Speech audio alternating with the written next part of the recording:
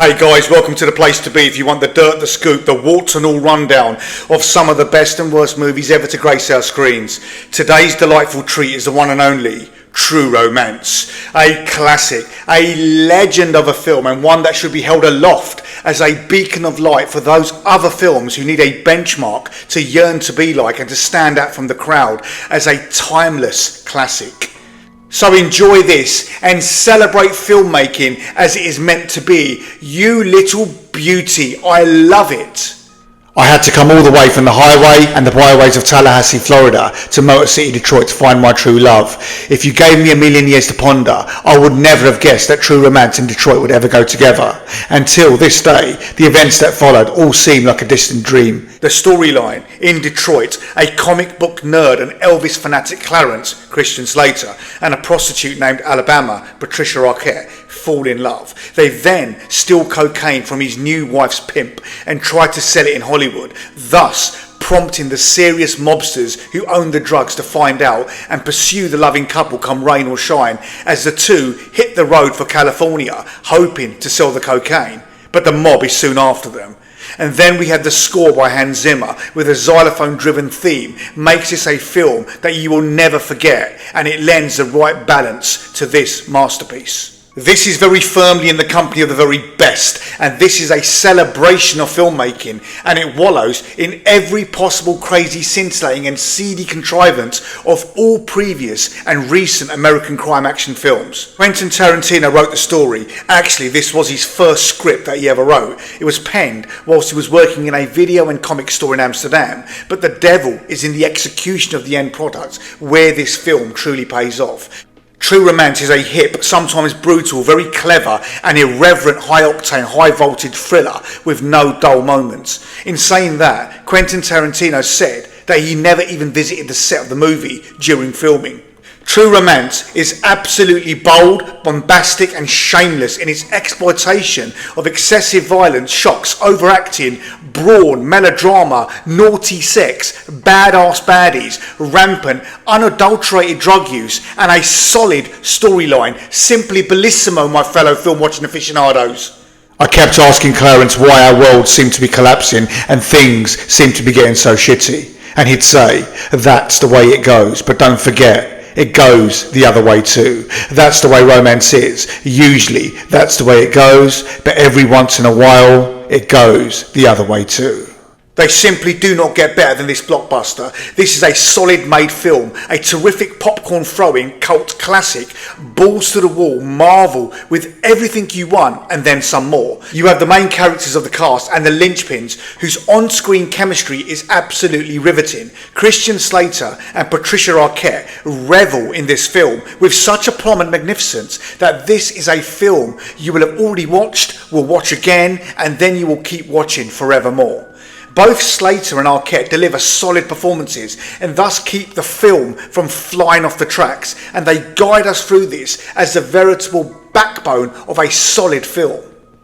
This is a Hall of Fame guys movie, and it should be an offence for anyone who has not yet seen it, with at least 12 starring actors in character and supporting roles, with many of them legends or superstars in their own right. This is just surreal. Then we have the great scenes. Yes, the Christopher Walken and Dennis Hopper showdown is up there as one of the best scenes in cinematic history. The exchange of words between Christopher Walken and Dennis Hopper is crazy and tension-filled. It will leave you drooling like Cujo. You will be immersed into the world of pain that is on offer through every bone-crunching line, every nuance and every detail, with your eyes wide open and jaw trailing on the floor. It's dreamy stuff. They just don't make films like this anymore. The only gripe is I wasn't happy that Walken then more or less disappears from the film after this particular scene, when he could have been utilised much more as he oozed menace. He had that "you've got me in a vendetta" kind of mood. You tell the angels in heaven you've never seen evil so singularly personified as you did in the face of the man who killed you. My name is Vincent Cocotti. Brilliant.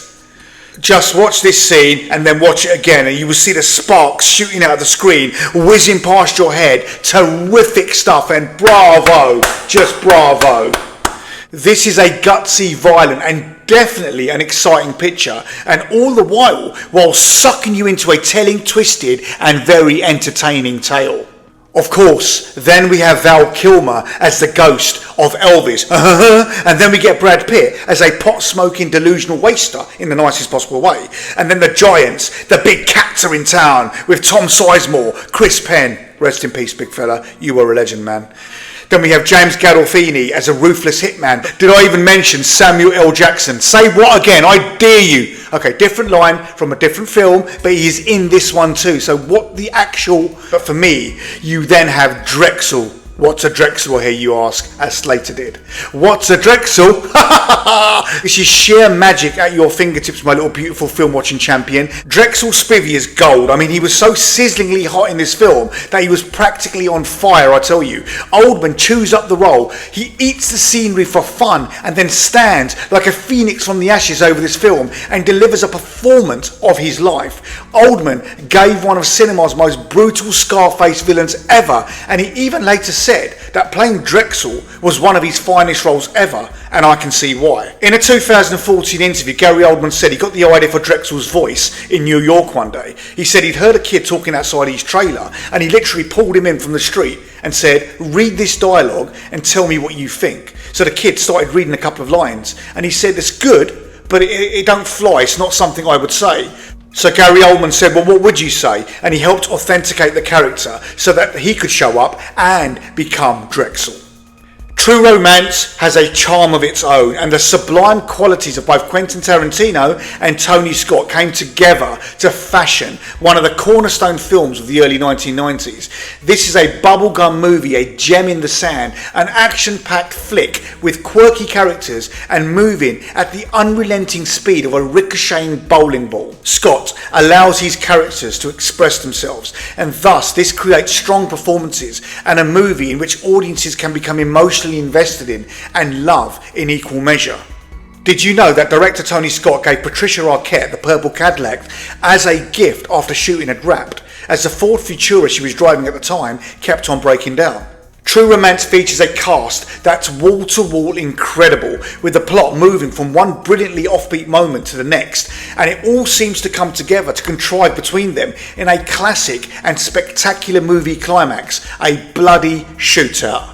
So in summary, this movie has everything: romance, great acting, drama, guns, action, shotgun blasting, the score, the nail-biting suspense. Drexel, what's a Drexel? You beauty. It has a terrific star cast and a dream world of action that will satisfy the most hardened film critic.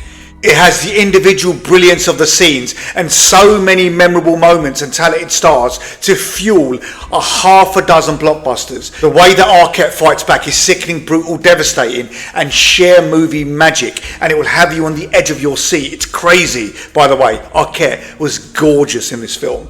The walk-in hopper scene alone is worth the price of admission fee, and then we have the Gandolfini Arquette and Slater Oldman duels. This suspense thriller crime movie has plenty of twists and turns to push us to the edge and then just yank us back just in time. True Romance is one of my favourite films of all time, and it gives us the best bang for our buck in years, and this can only be described as a wonderfully wicked movie for its tantalising content, the scenes, the smart dialogue with a backdrop of violence that will leave you speechless. I loved every second of it, and this will forever feel like my movie. I can't say anything fairer than that. This film is the most romantic film I've ever seen. Solid characters, amazing soundtrack, great acting, and the cast alone tells us that this is one of the best films ever made, and it is an electric story of love on the run, jam-packed with amusing, highly quotable dialogue with lots of action and laughs, and it is a genuinely entertaining update of a classic 70s drive-in movie. True Romance is a wild ride not to be missed. I feel blessed for having watched this crazy beauty of a film, and that is all I want to say.